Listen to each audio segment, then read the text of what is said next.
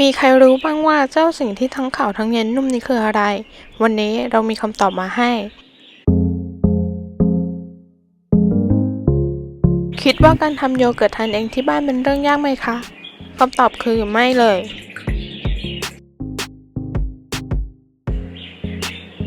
ในการทำโยเกิร์ตเราจะเริ่มจากการต้มนมให้พอเดือด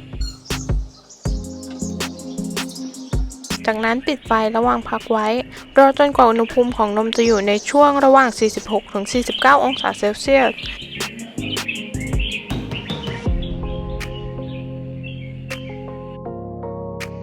หลังจากนั้นเราจะนำเจ้าโยเกิร์ตหัวเชื้อมาผสมกับนมอุ่น โดยในครั้งนี้ฉันใช้เกรดโยเกิร์ตประมาณ 200 กรัมกับนมจืด 2 ลิตร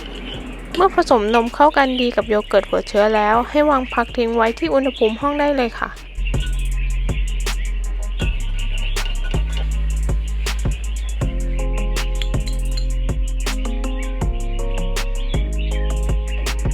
เจ้าจุลินทรีย์ที่มีชีวิตทั้งหลายที่จะช่วยทำให้นมกลายเป็นโยเกิร์ตจะเติบโตได้ดีในอุณหภูมิในช่วง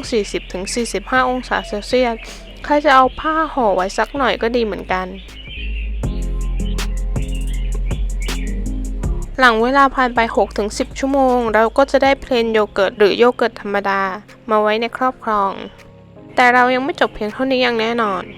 เพราะการทำเกล็ดโยเกิร์ตนั้นเพิ่งจะเริ่มต้นขึ้นต่อจากนี้ต่างหาก เราใช้ผ้าขาวบางที่ซักสะอาดมาฆ่าเชื้อด้วยน้ำร้อนเดือดๆ1 รอบ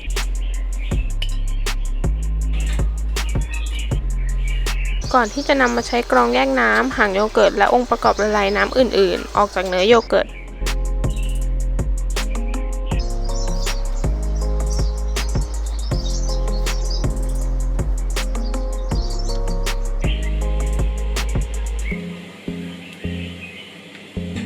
แนะนำให้ปล่อยกรองโดยแช่ในตู้เย็นเพื่อไม่ให้โยเกิร์ตเปรี้ยวขึ้นเพราะอากาศร้อน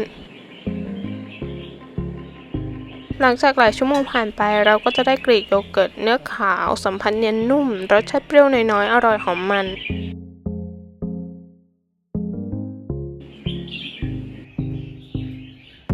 และน่ารักเป็นที่สุด